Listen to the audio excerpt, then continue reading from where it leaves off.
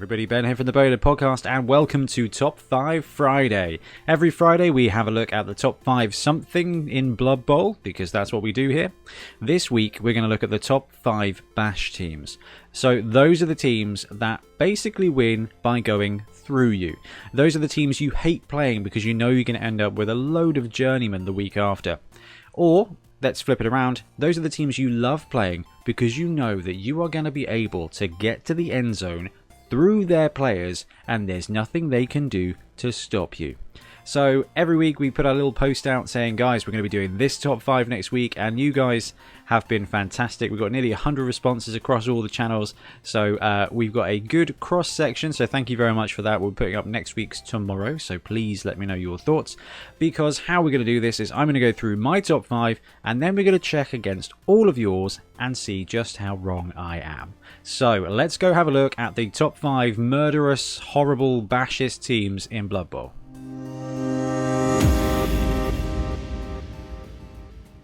Number 5, I have gone with Chaos Chosen. So let's take a second. Any top 5 roster, any top 5 list that starts with a team like Chaos at number 5 is going to be a winner. We know that. So Chaos Chosen. Chaos Chosen have 4 of the best blockers in the game. I think we went through that when we looked at the top 5 blockers.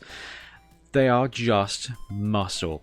Movement 5, strength 4, agility 3+. These guys can do a little bit of everything. And they're backed up by a lineman that costs 60k that comes with horns, and strength 3, and agility 3+ as well, and movement 6. So this team at the core has 4 strength 4 blockers, and is supported by everybody who can blitz on a strength 4 as well. And that is at the beginning level. Also, they have access to 3 big guys. They only get to choose one, but on the low end, you've got the Troll, and on the top end, you've got the Minotaur. So as far as a bash fest goes, the linemen are blitzing at strength 4, the blockers are blocking all the time at strength 4, and there's one big guy on the team as well who could be a rampant Mighty Blow Frenzy Horns beast. And let's face it, the Ogre, not bad either. The cool thing about Chaos is they are Chaos, so they get mutations as well. So that's all at the beginning of their league. That's all at the beginning of their campaign. As they develop, they're going to get Block, which is going to make them significantly more powerful. They're going to get Mighty Blow, they're going to get Guard, they're going to get mutations, they're going to be able to get Horns on the Chaos dudes if you want. I mean, the Beastmen already have it. You're going to be able to take Claw, you're going to be able to just do some horrible things. As Chaos develop, they just rack up casualties everywhere. They're solid. They are one of the best rushing teams in the game. They just push you out of the way and run right through you. I love Chaos. I love the Minotaur. They're great in 7s. We're doing a little series on 7s at the moment, looking at each of the teams, and I love Chaos in 7s. The big guy gets to do its thing. The blockers just get to outperform everybody else. And the Beastmen are really good in combat when it comes to that as well. So Chaos, even at low TV, they're an absolute force to be reckoned with. When you're going up against Chaos team, even at the start of a league, you know it's going to be a costly matchup.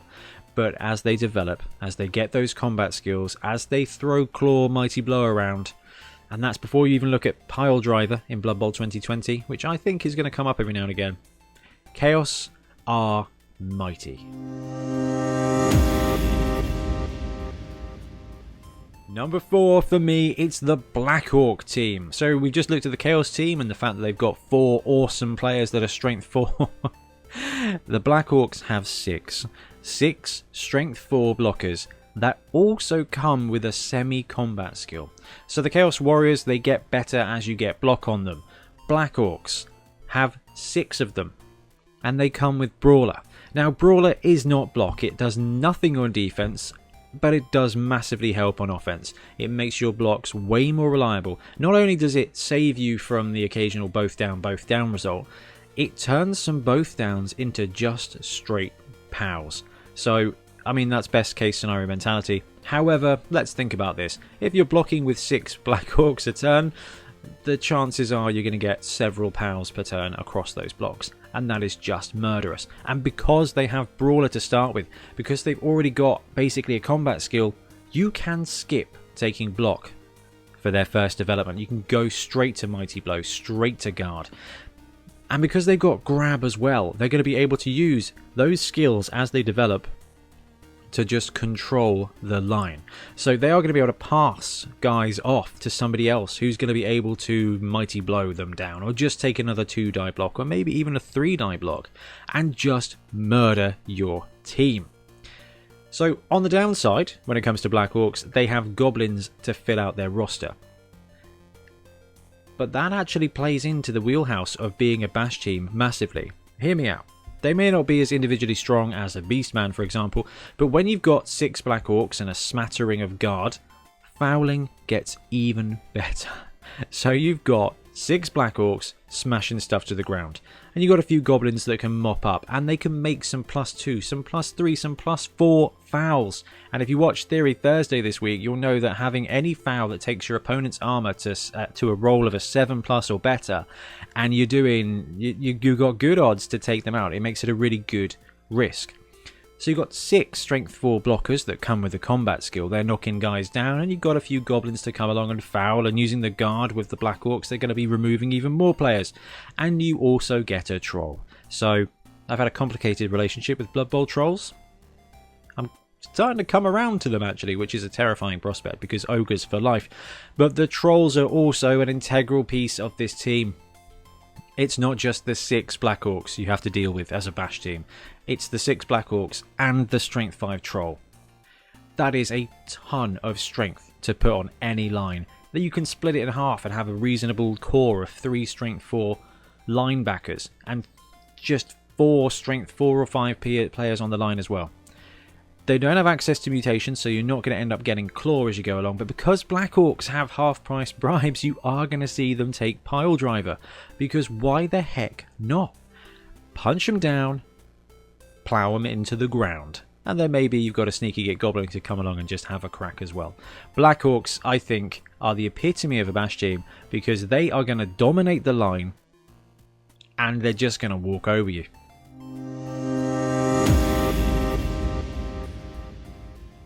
Number 3, we've got Norse. So, no Games Workshop miniatures for Norse yet. That's not fair, Ben. No Games Workshop miniatures this century, potentially, from Games Workshop yet, but I'm sure it's just a matter of time. So the deal with Norse is they want to block through you, and to help them do that, everybody gets block. Apart from the Ulfmariners and the Yeti, who get Strength 4 Frenzy and Strength 5 Frenzy. So every single player on this team is ready for a brawl. Downside is you've got low armor everywhere, basically. All the linemen, armor 8+, but they've got block, so everybody there is just going to be up for taking 1-die blocks. And when you are throwing 1-die blocks with your linemen, you're going to knock some people down. And when you start knocking some people down, those 1-die blocks are going to start becoming 2-die blocks. And that on top of the 2-die blocks from these guys here, the Ulfmariners, and the 2 to 3-die blocks of the Yetis, who are big, big guys. It's just carnage. You can outrun Norse. You can hurt Norse. But they're cheap. They're going to come back. And their speed is medium. But the key here, and the thing is, we're looking at bash teams, and when you're playing against a Norse team, they are going to have so many good blocks. It doesn't matter that they're Strength 3, Armor 8+. They are just going to have 7, 8, 9 good blocks every single turn. Let's average that out to 8 good blocks a turn. Let's times that by 8 good turns per half. That's 64 good blocks in the first half, 128 good blocks across the game. Realistically, you're not going to get that many blocks. It's going to be something like 60 to 80 from the Norse. That is filthy.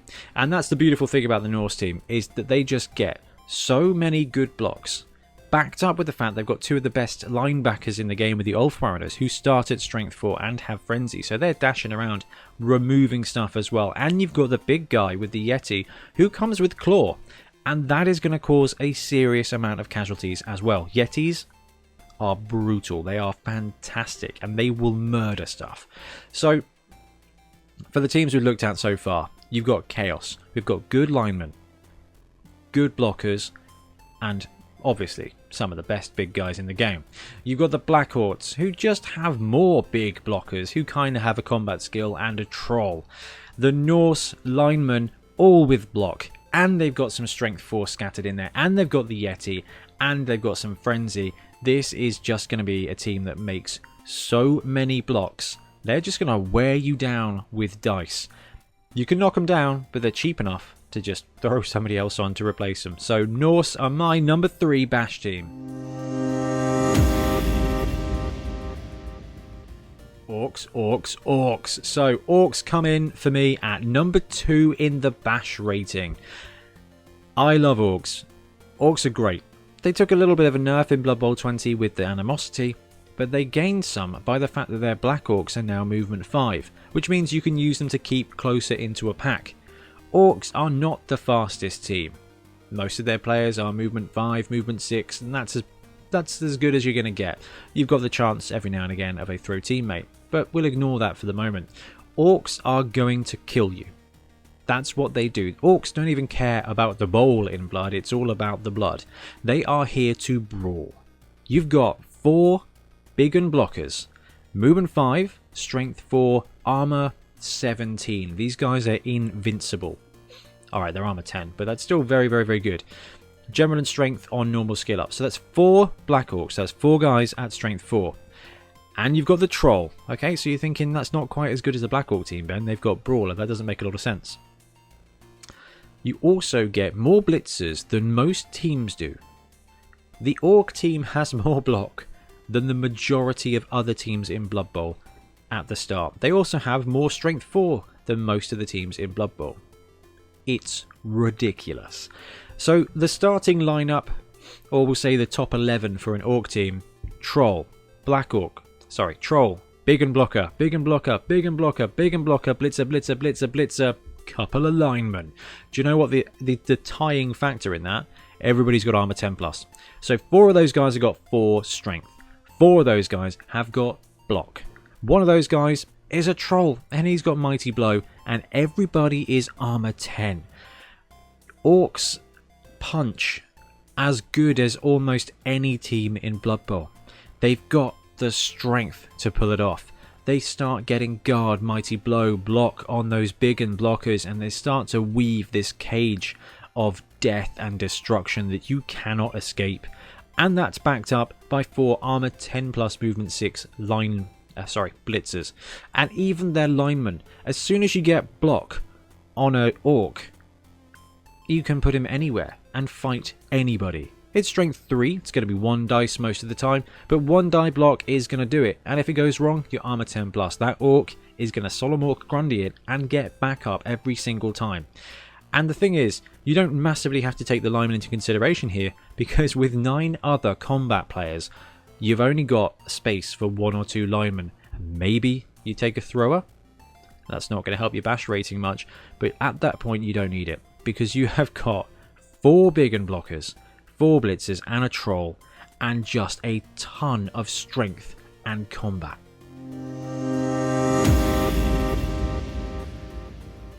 And my number 1 bash team in Blood Bowl, it has to be the Dwarfs. They're not the strongest, they are certainly not the fastest, but honest to goodness, I don't know a team I dread playing more from a casualty point of view than Dwarves. They've got block and tackle and armor 75 everywhere. There is nothing you can do against a dwarf team, and because they've got that block and because they've got that armor, it's 1 die block plus is absolutely fine with dwarves. And with the same thing we said about Norse, the fact that these guys are just going to end up with good blocks everywhere. They're going to make a ton of blocks. You've only got 11 players on the pitch. If each one of them gets blocked 3 times a game, they're going to end up on the ground some of the time, and some of the time they're not going to stand back up. And realistically, even if you were playing at a full roster of 16 players, no one plays at a full roster of 16 players. Let's say you're playing at 13 players on your roster. You're going to lose 3, you're going to lose 4, you're going to lose 5 to dwarves, and it escalates. It just spirals, it snowballs, and it's deadly. Because when you start lining up with 10 players against a team of 11 dwarves, those good blocks get great blocks. And those dice just start adding up. And the dwarves, at 1,000,000, get everything. They get 3 rerolls, basically. They get a full lineup of positionals, almost. I think they may not quite be able to afford that anymore. Anyway, you're going to get 11 great dwarves. So, the linemen. This is the linemen alone. The blockers. Block, tackle, thick skull, armor 10+. Norse are great. They've got block, they're strength 3. They can punch things. They can punch things all day long. The dwarves can punch things, and they can take a skull. They can take a skull every single turn. And the dwarves aren't moving, because if you punch them back, they are going to get straight back up again. And it is horrifying. And the thing is with dwarves, compared to some of the other teams, they don't have the speed necessarily to break out. So the dwarf strategy is to line up and to fight you. Or they'll collect the ball and they'll wander over and they'll create a cage, and that cage's sole mission is to Pac-Man its way along your line and just get to the end zone through your face. And it is horrific. So that is just the linemen. They're also backed up with 2 blitzers who have reasonable movement, reasonable agility, and reasonable block, and armor 10. So their blitzers are probably slightly less deadly than the dwarves and the linemen itself. But that just means that you've got all the linemen and then you've got the blitzers who are doing the combat stuff. The runners aren't too powerful to start with, but they tend to get block on the first level up. And then you've got troll slayers. So troll slayers with Dauntless and Frenzy mean that they are making good blocks a lot of the time. And they're making 2 a turn. So if one troll slayer is blitzing around, probably going to be in a position to get a good bit of support. If another troll slayer is just chilling out on the line or maybe hunting with a pack of blitzers, he's going to get some good blocks as well. So the thing is with the dwarf team is realistically you can make a ton of good blocks a turn, and some of those blocks are going to be frenzy blocks. And this is the thing for me, is because the linemen start with block, they start with tackle, so that's a tier 1 skill and a tier 2 combat skill. They get guard almost automatically. As soon as you can level them up, they get guard. And with that, they basically become strength 4 block tackle pieces. And that just enables 2 to 3 dwarves to act like 4 or 5. So you end up with pockets of this block guard. It means blocking them is incredibly difficult. And it means being blocked for them is incredibly difficult. So they're not the most exciting, they're not the most speedy. But playing dwarves is a masterclass in creating a cage and controlling the board. And I actually implore any Blood Bowl coach out there that wants to learn the bash game to take any 5 of these teams, but taking dwarves will teach you the most. Their strength comes from the cohesiveness of their team. And it just grows from there, because that cohesiveness is there right at the beginning, and it just gets stronger and stronger and stronger. And I just am terrified of playing dwarves most of the time. Probably because I'm primarily a Skaven and stunty coach, so dwarves with tackle just blow me up. But that's the key, isn't it? With bash teams, is they're going to be able to use that block skill, they're going to be able to get that guard skill, they're going to be able to use tackle to take out anybody that does have an opportunity at scaring away. But the dwarves are going to stand up against anybody out there, and they are going to be able to go toe to toe. They're going to outskill them, they're going to out-survive them, and they can bash through absolutely everybody. But I just want to say this top 5 was really close, and there's a whole bunch of other teams out there that deserve to be named and shamed for being incredible bash teams. Khemri are a great team. 4 strength 5 guys. Absolutely fantastic. Undead deserve to mention in here as well. The fact that the 2 mummies and the whites do such a good job of working together, you're going to get some serious bash removal there as well. Nurgle does a great job. The Rotters are just not as good as the Beastmen for the total murder power of the team. There's just a million great teams out there. Half of them are probably very bash teams, and this top 5 is so close that in any match between any one of these teams, it's gonna be really close. But I've got to give it to the dwarves, even at low TV, probably more so at low TV, probably 1 million to 1.3 million, dwarves are going to dominate against most of these other rosters because they also have the reliability of that skill set. they've got a bit of sure hands, you know, but they've got block absolutely everywhere. And they've got the armor to out-survive Norse. They've got the block to out-skill the Chaos team. Just fantastic. Real exercise here. Dwarves are very powerful, and that's why for me they are my number 1 bash team. Okay, that was my top 5. Now let's have a look at the viewer top 5 and see just how wrong I was. Okay, so your guys' top 5. I did this the same way we normally do. Get you to let me know your top 5. We chuck them all together, and I've got a spreadsheet that adds it up. So if you say somebody is number 1, they're going to get 5 points. If you say somebody's number 5, they're going to get 1 point, and it just totals it up and ranks it for me. So, number 5 for you guys, Black Orcs. Okay, that's good. I'm happy with that. Number 4 for you guys, Chaos Chosen. So I think I went with Chaos then Black Orcs myself, but you guys going for Chaos and Black Orcs, or at least Black Orcs then Chaos, I'm really happy with that. That's pretty close. Those teams are fantastic. Having those strength 4 blockers is huge. I can see the difference, you know, like I'm thinking actually you've got a strong 7 there backed up by some goblins. I guess on an overall footing, the Chaos team is probably more bashier as a total. Probably got total higher strength and definitely more resilient. So actually, that's a fair shout. That's a fair shout. I can see the argument for that. Right, your number 3 choice, Chaos Dwarves. So I didn't even consider Chaos Dwarves in the top 5 for me, which is ironic. So the Chaos Dwarf linemen are fantastic. You can have 0 to 6 of them. Everything we said about dwarves just now is so true of these Chaos guys. They're limited by the fact there's only 6 and they're strength 3, so you're going to get some guards spattered in there. They're going to do a superb job. Chaos dwarves are very hurty, and they're backed up by a Minotaur, and they've got the Bull Centaurs, which are also strength 4 pieces. So it's kind of like a hybrid team between dwarves and Norse here, I guess. You've got some big beasties that don't have skills. You've got some solid linemen who've got block. Chaos Dwarves are a really powerful team. The Hobgoblins are a bit rubbish, but they're cheap, so it's not quite so bad. That's a really good one. I cannot wait for Games Workshop to release a team of Chaos Dwarves, because I really want to spend £100 to build one myself. I'd much rather wait for GW to land theirs. Right, you guys, Chaos Dwarves number 3. Fantastic. Number 2, Orcs. So you guys agreed with me that the second most bashy team in Blood Bowl is Orcs. They're fantastic. Big and blockers, movement 5, strength 4. They just get horrid. At low level, they've got the strength to overpower you. At high level, they end up building guard, block, mighty blow, tackle, spam.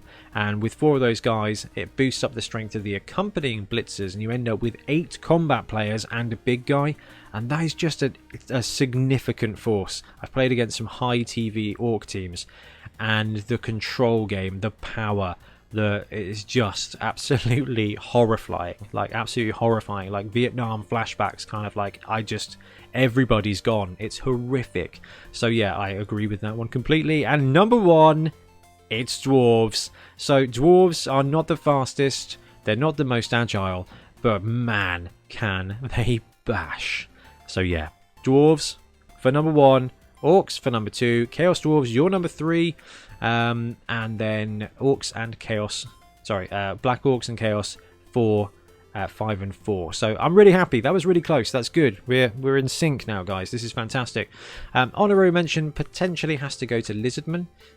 While they do have 6 blockers who are strength 4, plus the Croxigor, who is a top draw, big guy. I think the lack of skills there and the lack of agility probably makes them a little less powerful. They've got the bash angle, they've got the movement angle, and I think they'll win in matchups against Black Orc, but they won't win through bash against Black Orcs. They'll win with dash. I think they'll get outbashed by the Black Orcs, by Chaos. Always going to be a seriously good brawl there. So yeah, definitely honorable mention goes to Lizards, who in your voting came in 6th, then Tomb Kings, then Norse, then Undead, then Ogres, Nurgles, Amazons, Renegade, Dark Elves, Goblins coming next. That's the top 15. Khorne, bless them, came in underneath Snotlings, but I think that's probably just because they're not all that prevalent these days. Anyway, guys, thank you so much for watching. Let me know what you think of my top 5 and the total of the listener top 5. I'm pretty fair. I'm pretty happy with that. I think that's a pretty fair reflection of Blood Bowl. Next week, we're going to be looking at the top 5 Dash teams. I'll put a post out tomorrow, so do make sure you let me know your thoughts on that, because I am very excited to see what the top 5 Bash teams are.